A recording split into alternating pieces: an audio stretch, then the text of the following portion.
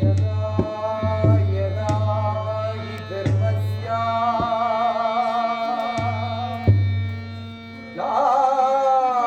ಗ್ಲಾನಿರ್ಭವತಿ ಭಾರತ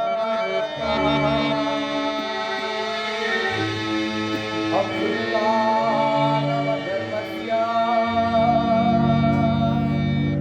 ತದಾತ್ಮಾನಾಂ ಸೃಜಾಮ್ಯಹಂ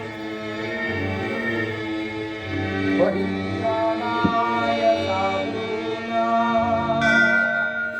ವಿನಾಶಾಯ ಧರ್ಮ ಸಂಸ್ಥಾಪನಾರ್ಥಾಯ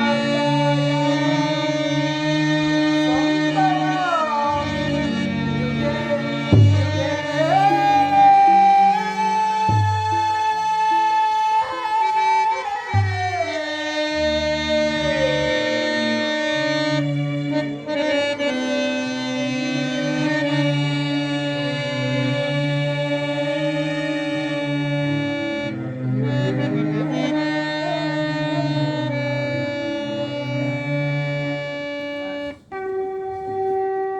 ನಾನು ಮಾಯಾರೂಪಿ ಧರಿತ್ರಿ ಎನಿಸಿ ಸರ್ವ ಪ್ರಪಂಚವನ್ನು ಧಾರಣ ಮಾಡುವೆನು. ಜಲರೂಪದಿಂದ ಪ್ರಾಣಿಗಳಿಗೆ ಜೀವವನ್ನು ಕೊಡುವೆನು. ಅಗ್ನಿಮಯವಾಗಿ ಅವುಗಳ ಶಕ್ತಿಯನ್ನು ವರ್ಧಿಸುವೆನು. ವಾಯುವೆನಿಸಿ ಚಲಿಸುವೆನು. ಆಕಾಶವೆನಿಸಿ ವಿಶ್ವ ಜಗತ್ತನ್ನೇ ವ್ಯಾಪಿಸುವೆನು.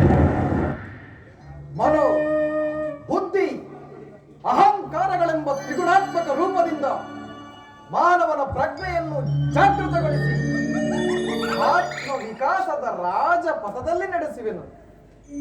ಬಹುರೂಪಾತ್ಮಕವಾದ ಜಗತ್ತಿನ ಪ್ರಭವ ಪ್ರಳಯದಲ್ಲಿ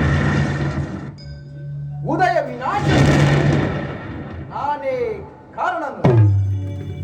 ಸರ್ವಶ್ರೇಷ್ಠವು ಸರ್ವಾಂತರ್ಯಾಮಿಯೂ ಆದ ಪರ ವಸ್ತುವು ನಾನು. ಅರ್ಜುನ, ಪರಮಾತ್ಮ, ದಾರದಲ್ಲಿ ಮಣಿ ಸಮೂಹವು ಪೋಣಿಸಲ್ಪಟ್ಟಂತೆ ಈ ವಿಶ್ವ ಜಗತ್ತು ನನ್ನಲ್ಲಿ ಪ್ರೋತವಾಗಿರುವುದು. ನಾನು ನೀರಿನಲ್ಲಿ ರಸಾತ್ಮಕನು. ಚಂದ್ರ ಸೂರ್ಯರ ಕಾಂತಿಯು ನನ್ನದು.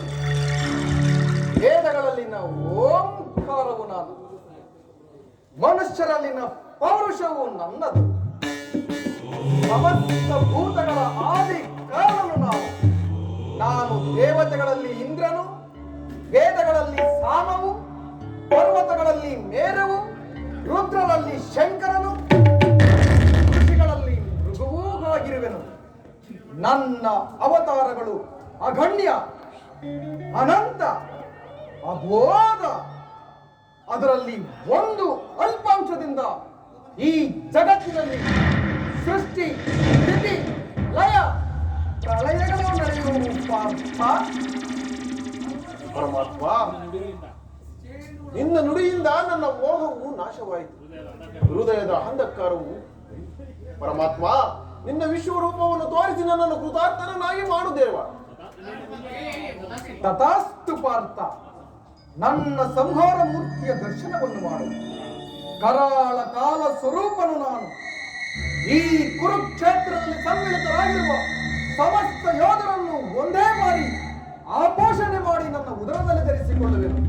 ನೀನು ನಿಮಿತ್ತ ಮಾತ್ರಕ್ಕೆ ನನ್ನ ಸಹಾಯಕನಾಗು. ಯುದ್ಧದಲ್ಲಿ ಜಯಶೀಲನಾಗಿ ಜಗತ್ತಿನಲ್ಲಿ ಕೀರ್ತಿಯನ್ನು ಗಳಿಸುವೆ.